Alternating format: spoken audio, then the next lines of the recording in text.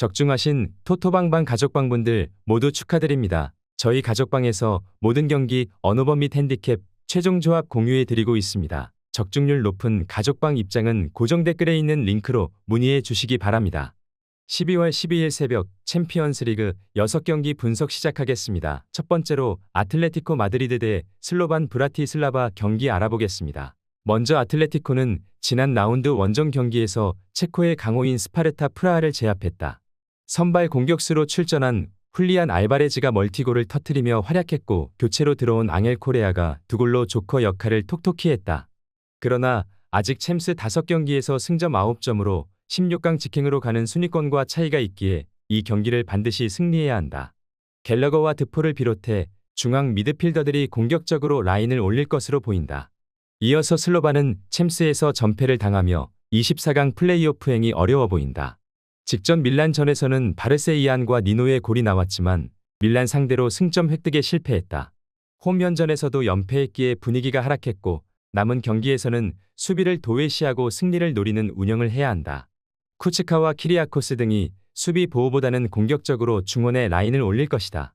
슬로바는 벤치에서 들어와 힘을 낼 수 있는 톨리치가 징계로 결장하기에 이번 원정의 풀핏의 전력이 아니다. 전력의 격차가 큰 팀을 상대로 어려운 경기가 예상된다.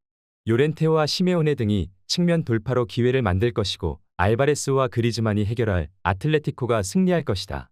아틀레티코 마드리드 승리를 추천합니다. 두 번째로 도르트문트 대 바르셀로나 경기 알아보겠습니다. 먼저 도르트문트는 자그레브 원정을 승리하며 16강 직행이 가능한 순위를 유지 중이다. 지난 시즌 결승에서 그들을 좌절시킨 레알 원정에서 패하며 주춤할 수도 있었지만 그라츠와 자그레브 등 잡아야 하는 팀들을 모두 잡았다.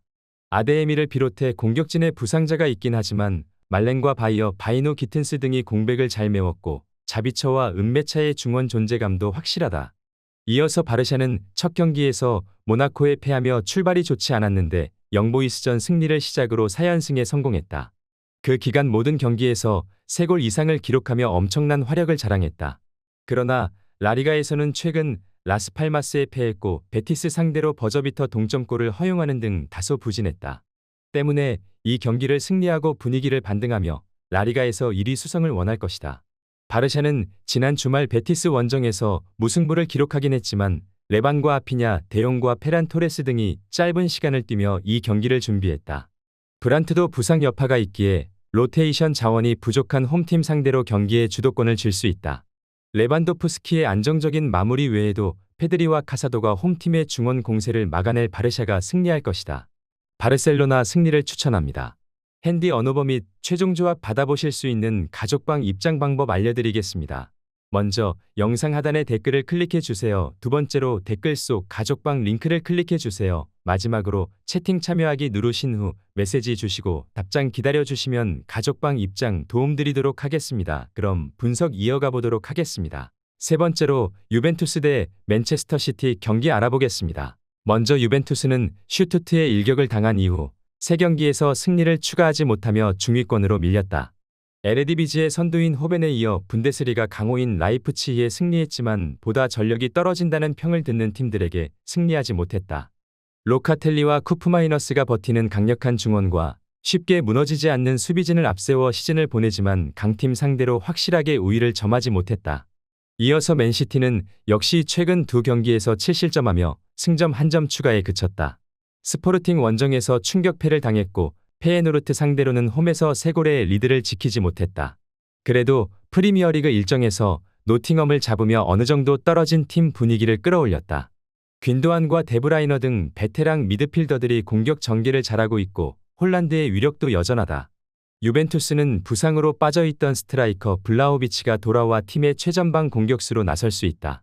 그러나 후벤 디아즈가 돌아와 중심을 잡아줄 맨시티 상대로 쉽게 리드를 잡기 어렵다.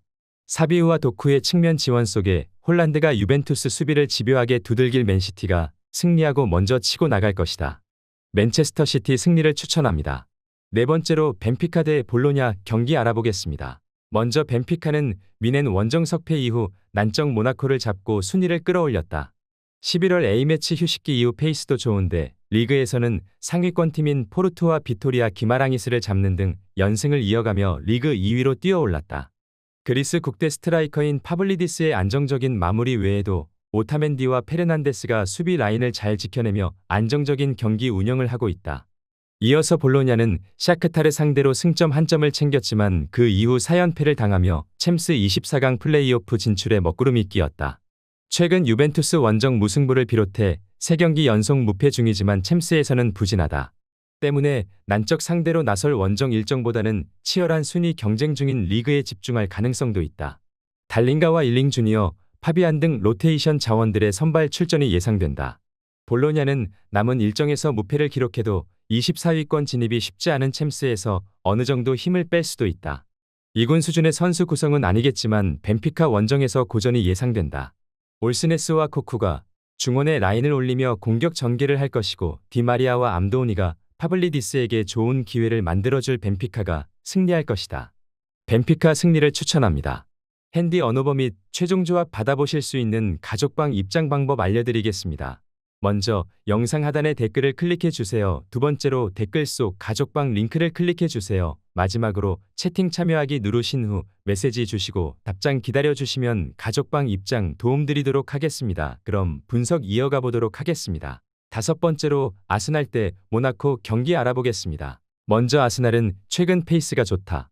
챔스에서는 포르투갈 절대 강자인 스포르팅을 원정에서 완파했고 리그에서도 무패를 이어가며 선두인 리버풀을 추격 중이다. 비록 지난 주말 같은 연고를 사용하는 풀럼 상대로 승점 1점 추가에 그치긴 했지만 부상자 이슈가 없다시피 하고 풀 전력으로 경기에 나설 수 있다. 라이스와 웨데고르, 토마스 파티 등 자국을 대표하는 중앙 미드필더진이 모두 가동될 것이다. 이어서 모나코는 벤피카에 패하며 챔스 무패가 끝났다. 바르샤와 볼로냐 등을 연파했고 원정에서도 착실하게 승점 관리를 했는데 벤피카의 화력에 고전했다. 그래도 리그앙에서 8위를 추격하는 추격자고 챔스에서도 8위를 유지하며 16강 직행을 노리고 있다. 단, 이 경기는 난적을 원정에서 상대해야 하기에 수비 라인을 두텁게 하며 버티기로 임할 것이다. 모나코도 충분히 안정적인 경기력을 보여주는 팀이다. 카마라와 자카리아 등 상대 중원에 쉽게 무너지지 않을 중원 조합도 있다. 단, 센터백인 신고가 징계로 빠지기에 수비진이 풀핏의 전력으로 나설 수 없다. 하베르츠와 사카, 트로사르와 마티넬리 등이 홈에서 적극적인 공세로 기회를 노릴 아스날이 승리할 것이다. 아스날 승리를 추천합니다. 여섯 번째로 AC 밀란 대 츠르베나 지베즈다 경기 알아보겠습니다. 먼저 밀란은 불의의 전을 시작으로 레알과 슬로반을 연파하며 순위를 크게 끌어올렸다. 챔스 시작 이후 연패를 당하며 좋지 못한 출발을 했는데 이제 16강 직행도 노릴만하다. 직행으로 가는 파리와 현재 승점 차이가 한 점에 불과하기에 이 경기를 잡으면 순위 상승이 가능하다. 때문에 홈에서 나서는 슬로반전에 전력을 다할 것이다. 플리시치와 레앙, 모라타 등이 경기 내내 적극적인 침투로 골을 노릴 것이다. 이어서 츠르베나는 지난 라운드 홈 경기에서 슈투트를 잡고 대회 첫 승리를 따냈다. 황인범이 페예노르트로 떠나며 생긴 중원 전력 약화로 인해 챔스 4연패 중이었는데 모처럼 홈에서 대량 득점에 성공했다. 벤치에서 교체로 들어온 라돈치치의 멀티골이 나왔고 크루니치가 2선이 아닌 3선 중앙 미드필더로 나와 경기의 흐름을 잘 유지했다. 츠르베나는 승점 3점이기에 강팀 상대로도 라인을 내린 소극적인 운영을 할 수 없다. 크루니치와 엘슈닉 등이 중원에 라인을 올리며 공격적인 축구로 상대의 골문을 노릴 것이다. 그러나 유누스 무사와 레인더스 등이 중원에서 상대의 공세를 저지하며 역습으로 전환할 밀란을 막기 어렵다. 모라타 외에도 아브라함과 오카포, 레앙이 기회를 골로 연결할 밀란이 승리할 것이다. AC 밀란 승리를 추천합니다.